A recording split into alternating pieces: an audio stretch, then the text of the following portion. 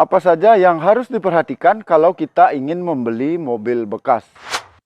Ya bosku semuanya, itu adalah pertanyaan dari salah satu penonton kita di channel ini ya. Dan mohon maaf saya baru bisa membuatkan videonya kali ini. Tapi sebelum lanjut saya mau disclaimer dulu ya, bahwa saya bukan inspektor profesional ya. Jadi saya sama seperti Anda, saya belajarnya otodidak di lapangan dan nanya-nanya teman juga, dan belajar juga dari internet ya. Jadi apa yang akan saya sampaikan merupakan pengalaman dari saya sendiri ya. Dan kalau misalnya ada yang berbeda atau mungkin lebih detail lagi, Anda bisa menambahkan di kolom komentar ya.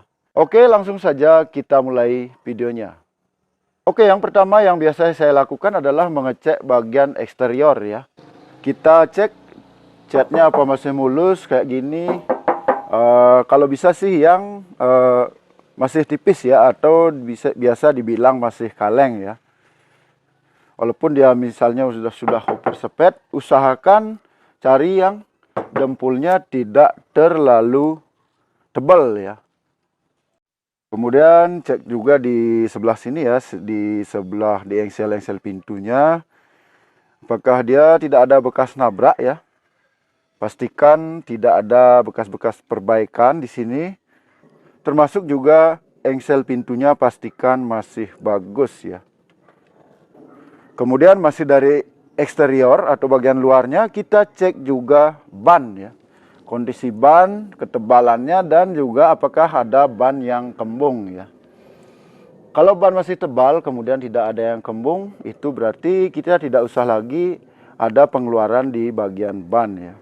Tapi kalau misalnya mobilnya bagus, kemudian bannya agak tipis, Anda bisa bicarakan dengan pemiliknya ya, dengan penjualnya.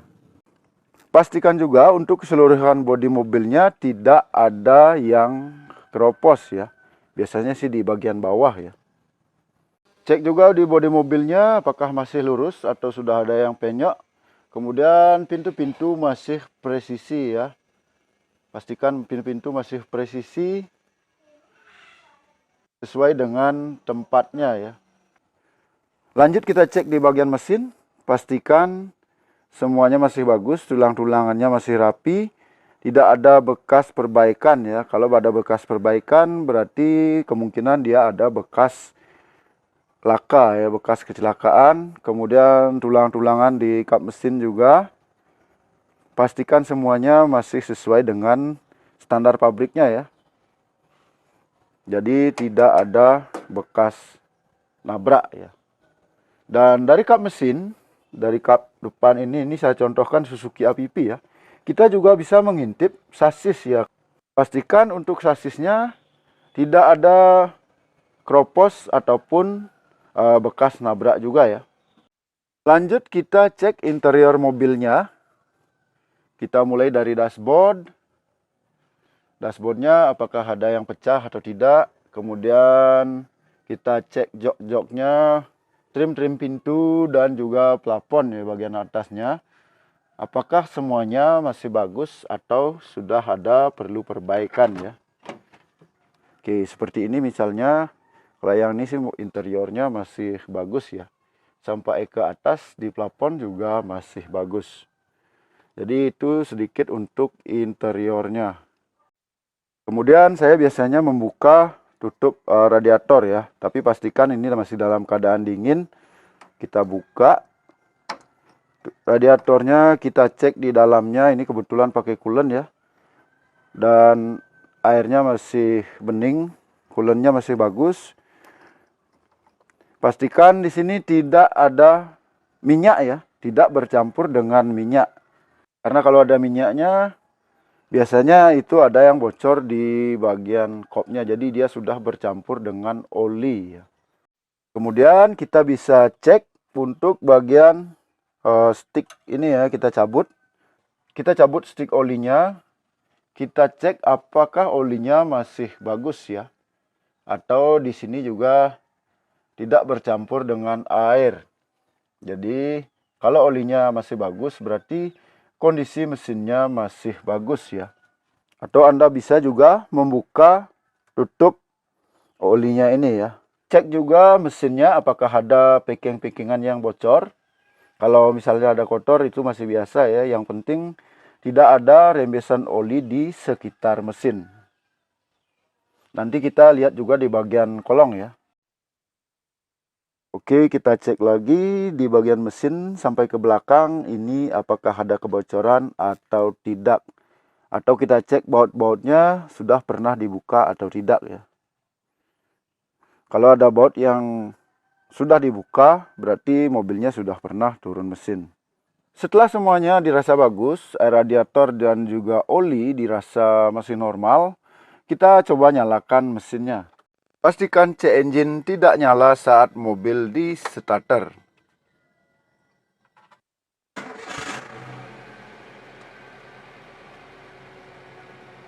Pastikan dia langsung nyala, istilahnya cek greng ya. Kemudian kita dengarkan suara mesin, apakah ada suara kasar atau suara-suara aneh ya. Jadi pastikan suaranya lumayan halus ya. Tidak ada bunyi-bunyian aneh atau suara-suara kasar. Setelah itu, sembari mesin masih didengarkan atau dibunyikan, kita cek instrumen-instrumen dari mobilnya ya. Misalnya kayak speedometer, cek juga angkanya berapa sudah jalan. Kemudian cek juga untuk power window. Kalau masih memakai power window, pastikan semuanya masih berfungsi dengan baik ya.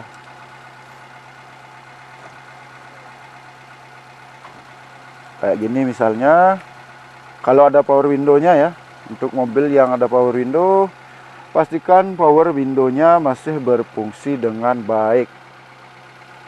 Kemudian saklar-saklar juga ya, saklar lampu dan lain sebagainya. Pastikan semua lampu juga hidup.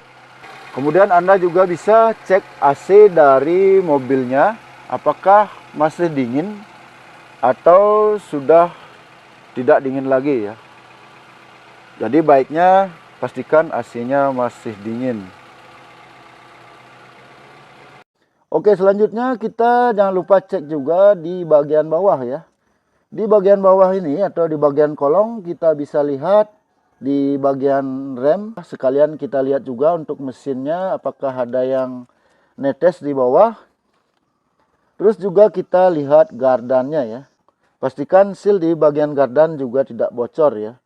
Kita juga bisa lihat untuk bodi bawah atau sasisnya apakah ada yang keropos atau tidak ya. Cek juga di bagian knalpot apakah ada asap keluar atau tidak. Jika asap yang keluar dari knalpot adalah hitam pekat atau putih pekat, itu berarti mesinnya sedang bermasalah. Tetapi kalau asap yang keluar hanya asap putih tipis dan disertai dengan tetesan air dari knalpot, itu tandanya mobilnya masih normal atau masih ngembun. Oke, jadi setelah hal-hal tersebut sudah dicek dan semuanya normal-normal saja ya, Anda bisa minta izin kepada pemiliknya untuk melakukan test drive ya. Dalam test drive ini Anda bisa mengecek kaki-kaki, setir, kemudian apakah ada suara-suara aneh di bawah, di kaki-kakinya. Kemudian Anda bisa cek suara gardan ya, dengerin suara gardannya bunyi atau tidak ya. Pastikan gardannya tidak bunyi ya.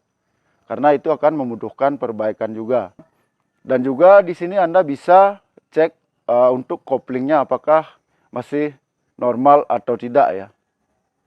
Kemudian kalau semuanya sudah oke, sudah test drive juga, lalu cek surat-surat dari kendaraan ya, STNK, BPKB, cocokkan nomor mesin dan nomor rangka juga. Untuk nomor mesin dan nomor rangka saya sudah pernah beberapa kali buat videonya dengan mobil-mobil yang berbeda ya.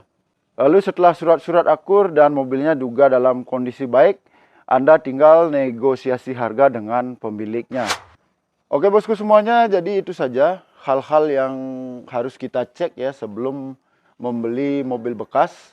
Dan seperti yang saya bilang tadi, kalau masih ada kekurangan di video ini, Anda bisa menambahkan ya. Mungkin ada yang tahu lebih detail lagi, bisa menambahkan di kolom komentar. Jadi kita bisa sama-sama belajar atau sharing di video ini ya. Dan semoga videonya bermanfaat. Kita akan jumpa lagi di video berikutnya. Tetap di Panopa Channel dan salam otomotif.